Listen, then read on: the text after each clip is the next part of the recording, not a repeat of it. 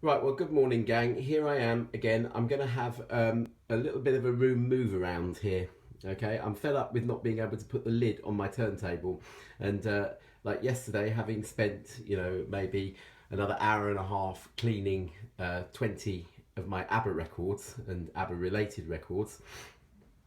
I kind of think it's kind of defeating the object to play them all the time with the dust cover open on here, attracting more dust. And so I'm going to move this turntable because it's the sloping ceiling here that is the issue. Okay, and I think I've just cleared this little area a little bit. I've put my Blue Yeti microphone over on the other side here. Okay, and hopefully being able to put it in this space will definitely allow me to put the lid on. Okay, I might even try moving these speakers a little bit further apart. In fact, I probably will have to because I've only got a meter cable for the left hand speaker here. So I'm going to have to move the speakers slightly. They might come forward a little bit. Okay, my settee, woohoo, just here, okay, with the Panda Bear cushion on. My settee can then come forward. I've got records that I hardly play in boxes down there. Those can go behind the settee to stop the temptation for wanting to push the settee kind of further back, and it'll help get a better kind of stereo triangle in this room. Okay, all right, so I will let you know periodically how I get on. The first thing I've got to do, actually, this is ruddy heavy, okay, and the first thing I've got to do is just get everything off here. Okay, so I'll come back and let you know how I'm getting on. Okay, I might be in a bad mood. Right, well, firstly, look at the dust. I don't know if you can see it, but yeah, you can see how dusty that lid's got being in that corner over there, which obviously that dust sort of floating around in the room is not actually doing my records any good or my record playback. So we'll first clean that. Okay, apologies for just doing this with the iPhone camera. I'm just doing this as a convenient video. Over here, this is all the shelves. This is all my equipment. Well, it's not. It's the record player, CD player and DAC. The ARIA phono stage is there. Okay, I've kept the TT-PSU, which comes with the record player, connected, as you can see. Well, at least connected at the record player end, because these little D plugs here are really fiddly to try and get in and out. Okay, so I managed to maneuver it all with that left on. Okay, these are the plugs. As you can see, the Rega plugs have these shields on them which can be tightened. Okay, I'm just sort of fiddling with them now. You want to put them on a little bit loose. This is where I made my first mistake, really, with plugging this darn thing in. Okay, back in January, I kind of documented that on YouTube. Yeah, so put them on loosely and then tighten them up when they're actually in place, and then it'll work. Okay, all right. Now I've moved this, okay. I'll need to, that's it, just bring it a bit further forward because I don't want to get the turntable on there and then get the lid so that it's not got any space against the back wall to open it and close properly. Okay, I've unearthed a whole ton of dust around here, so it'll need to be hoovered, and I'll need to hoover very carefully. Oh, here's my old Origin Live cleaning fluid. It's not Origin Live, it's Russ Andrews, beg your pardon. Still got a tiny bit in there. I bought that in 2007. Can go there for the moment. Okay. Yeah, so this will now need to be leveled, which means I need to turn my mobile phone off, stop recording and level this with the spirit level that's on my phone. Okay. Right, well, here we are. We've got the record player on here now, and the TT-PSU. It's plugged into the mains, but it's not switched on yet. I need to check this tone arm weight business, because moving it has meant that I've had to re-level the table, which means that that's going to be out. Now I've made a couple of videos of this. I don't really want to do it holding a camera at the same time. It's just a recipe for disaster. Okay, so I'm gonna switch off now and sort of and do it. What I will do is tell you that everything needs to be done with everything set at 0. Okay, so I'm just turning this round to 0 here. Okay, and then you pull the anti-skating right out here. Okay, and I might sort of try and do it, but I'll have to turn the phone off and on again. You'll have to just bear with me. Okay, the first thing we need to do is level the tone arm.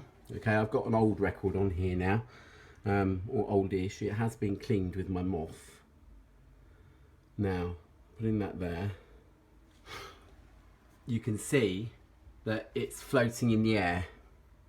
Okay, it needs to float level, just a couple of inches or a couple of millimeters really away from the record. So if you just bear with me, I'll switch off and try and fiddle around until I've got it like that, and then I'll show you. Right, I think I've just about done it. Didn't take very long. One thing I didn't do when I showed you just now is move the cueing lever down. You need to do that, okay? So it needs to look something like this. I've taken the record off because the record was slightly warped. And look, you see, it just... let's see if I can do it. That's it. It just floats, okay, and then it goes back to its rest. Okay, see, floaty, floaty, floaty. Hold, gonna have an accident. This is why I don't like doing this with one hand. Okay, let's try it. Okay. Yeah, it is floating. It is floating, but I'm just gonna have an accident if I carry on there. Okay. All right, hold on, I might just try and show you again. Okay, let's go here. Okay, and then that's it, it just floats. Okay, right, so that's done. Okay, so now the next thing to do is do this tracking weight thing. The only way I can do this is with the torch that's on this phone. So switch off. Right, here I am about to do the anti-skating. Now at the moment, I've just pushed that all the way in because I know that the anti-skating on this record player works better. You have to pull it out when you do the counterweight adjustment, but then I know that the anti-skating works best when it's pulled out just a tiny bit. Okay, so I've got this record on here. This is one with a blank groove on it. Okay, this is a Give Yourself a Stereo checkout record from the 60s, which I've featured on this channel quite a lot. So right, go down, just place it in the middle and you'll see what happens. Okay, whoosh, goes right back there. Okay, so we want to just pull it out just a smidge. Okay, see, I've pulled that out just a smidge. Okay, pop it back to the middle.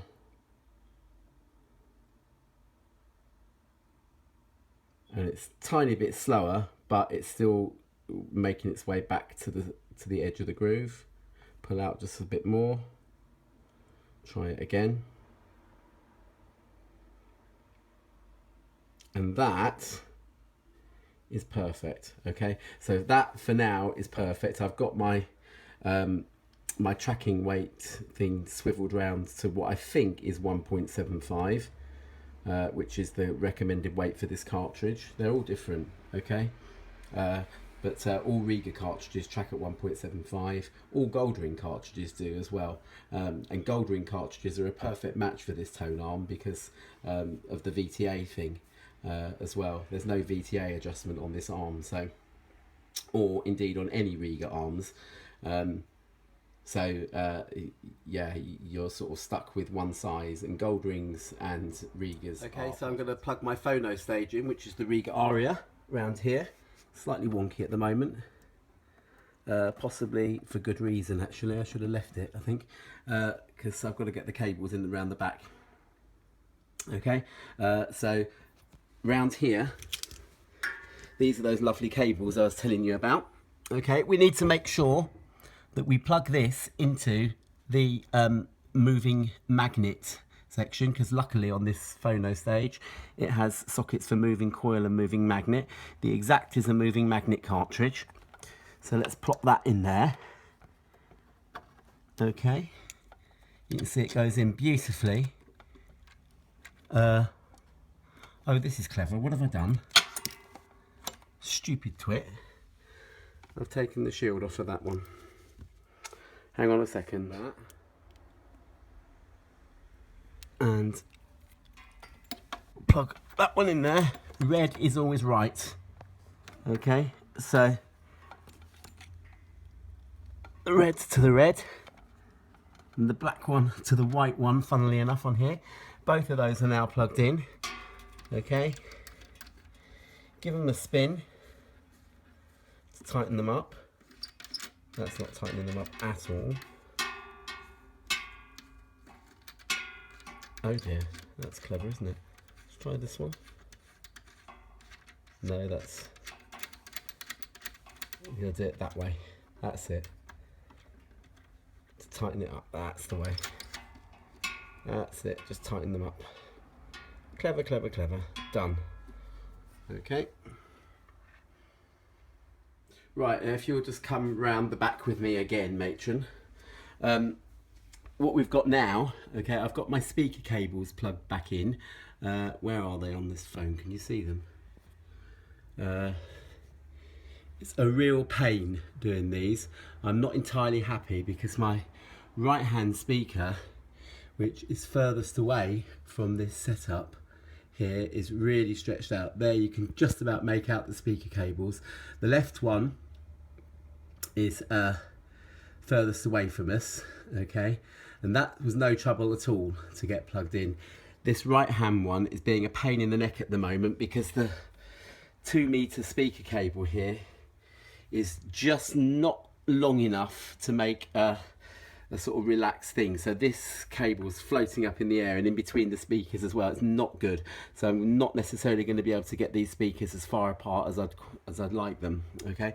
Whilst I was here, okay, this lead here, this blue lead, is now connected up to the ARIA phono stage. Okay. Phono stage being down here. You can just see the end of the blue lead there next to the IEC mains cable. Okay, and again, red is right, so make sure that the 2 red ones match and the black one goes into the remaining socket there. Okay, all right, so with any luck, were I to switch this amp on, which I'm not going to because I've not got the mains cable plugged in yet, but were I to switch it on, hopefully the record player should work and should come out of the speakers. Okay, all right. The next thing to do is to put the remaining shelf on and plug in my DAC-R and Apollo R CD player. Okay, which hopefully shouldn't take all that long, but this has taken, you know, with a bit of cleaning and stuff as well, it's taken a good hour. So hopefully my Apple Watch calorie count should be nearly full. I should nearly have done all my calories, put it that way. Right, this lead here is the coaxial lead that goes from the Rega DAC to the optical, to the Apollo R. Okay, the gentleman at the shop put this elastic band on the cable because apparently this cable is directional. Okay, and you have to look at the print on the cable, which you can't see. You can just about make out that there's print there. Okay, but you have to look and see. I think if you can read the cable, it's kind of the right way round. Okay, but I don't know for sure. So anyway, he put this elastic band on here. This is the bit that goes into the actual CD player itself. Okay, there's an optical socket on the back. We will try and get round there and do this. Okay, all right, so first of all, the coaxial digital input number 3. Okay, that's what I've got the CD player plugged into, socket number 3, because there's socket number 4 as well that's a coaxial. There are 2 optical ones as well. I'm going to have to do that in a minute because I've got to plug the Mac in as well. Okay, so that is the input on the DAC. The output on the Apollo is going to be harder to see. Okay, in fact I can't see it at all. Where are we? It just says digital out. Okay, and optical out. So look, I believe it goes in that one there. I'm going to have to put this phone down and make a better connection for you. Right, you can just about see it in situ. Okay, and it says on the back digital out. Okay, I don't know if you can read that. Okay. You've got an optical out and a digital out, and we're using the coax cable here. Okay, so you could do it with an optical cable and plug it into one of the optical inputs on the back of the DAC. Okay, whilst we're on the subject of all things CD, okay, this is going to the amplifier. Okay, now I tried to shift this by moving as few sockets on the amplifier as possible. It's a real pain in the neck. Okay, as you can see, I'm getting quite puffed out here. Okay, we are now going to move, we're not going to move anything. We're going to plug this into the output on the DAC. Okay, it's called analog output, and that's going to go to our input on our amplifier. Now, bizarrely enough, just because I'm bizarre, I suppose, I think at one time the most convenient thing for me to do was to plug it into input number 5 on the amplifier, but that's plugged in now. Okay, so again, red is right. Okay, just match the colours, children. Okay, nursery children, there we go. Okay, and this grey lead here is socket number 5. Okay, so now that's all our sources plugged into our amplifier and everything connected up properly. The last thing I need to do, I think, is connect the Mac. Okay, the Mac's cable is just here. Mac cable here. That was clever, wasn't it? Oh, no, we're still plugged into the back of the Mac. Can you see? Just the optical cable there, this black one here. Okay, just there. That then goes into the DAC, the DAC, as it were. Okay, now I had that on, for some reason, number 2. And with any luck, I can just plug it in. But knowing me, knowing you, that's going to be a bit difficult. Because I'm doing this upside down. That's the way I've got it in. Okay, right, it'll only go in one way, but there, that's plugged into optical digital input 2. Okay, so that means that the output from the Mac will come into this, and believe you me, it really does make a sonic difference. In fact, actually, you know, in terms of night and day differences, yes, there was a pleasant difference upgrading the Apollo by putting the DAC on it, but putting in the Mac is a real night and day difference. It just goes to show how awful the DACs are inside it. Okay, it's not a CD player, it's not primarily a music player, it's a computer. Okay, and you'll always get better results by plugging it into a hi-fi properly. Okay, I used to use an analog cable. There's a really crappy analog cable as well. It even had a bent plug socket on it, and it was just dreadful. Okay, all right, but there we go. That is everything now all plugged in. So the only thing I'm going to do now is just try and arrange these speakers a little bit so that I can get a more pleasing cable arrangement, and also hopefully a more pleasing sonic arrangement. Okay, so bear with me with that. Right, the first thing we need to do is check that the record player at least is connected properly. I'm pretty sure all the others are, but let's just have a double check anyway, it doesn't hurt. Okay, so I've got this test record on side 1 here. I'm going to play it to you in all its glory. Okay, and I'll try and sit sort of midway between the speakers as well so that you can hear it. Okay, so let's just turn the damn thing on now. Gosh, Now that I'm in a different orientation, as it were. I don't know where all the buttons are. There we go. Right, okay, so we're going around. Okay, so here we go. Okay, all right, I'll just play the first bit for you and then we'll get into situ, as it were. Oh, it's definitely working. This record is intended to help you check your playing equipment without the use of measuring instruments, and remembering that the ultimate aim is to produce sound which is completely acceptable to the listener. To assess any kind of audio reproducing equipment, one has to judge its ability to produce sounds as close to the original as possible. This means that the frequency response must be as extended as that heard by a person with perfect hearing. The equipment used to make your records has this extended frequency response, and only by using comparable equipment to play them back can you hear with true fidelity. And this record will help you ensure that your equipment does just that. Just that. Records are planned with precise location of sounds, either instruments or voices, and your equipment should play them back in the same positions. For instance, my voice should now be coming only from the left-hand speaker, while I am standing on the right, and you should hear me only from the right-hand speaker. Remember, I'm on the left, and if you've got us the wrong way round, it simply means the speakers are connected up the wrong way round. Okay, so we'll shut him up now. If I start a metronome and carry it with me... Right, well, at least I'm clever enough to have got that one right without the aid of a test record, but it's always nice to know. Okay, yes, I didn't play the part where you really want to hit him, but yeah, non-violently, of course. Let's just move that forward a little bit. There we go. Right, so switch that off. Okay, so now I'm going to fiddle around with the layout of these speakers a little bit, just to see if I can get them just a little bit more pleasing to the naked eye. Right, so here we are then.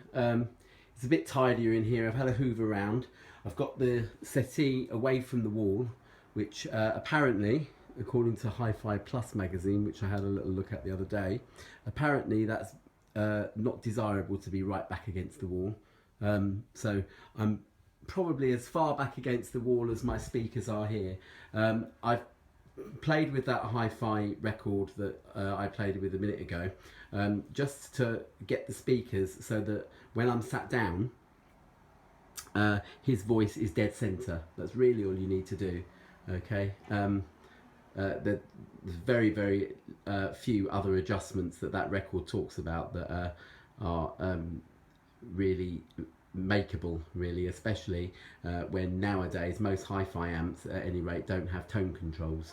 So yeah, there we go. So hopefully I should be all set up, and yeah, everything's working, and it might make a little slight difference to sound quality, but you know, by and large it's just all set up so that I can now open this record player properly like that and keep the dust lid on. Okay, all right, it's taken over an hour and it's been a bit of a hassle, but you know, it's worth it, I think.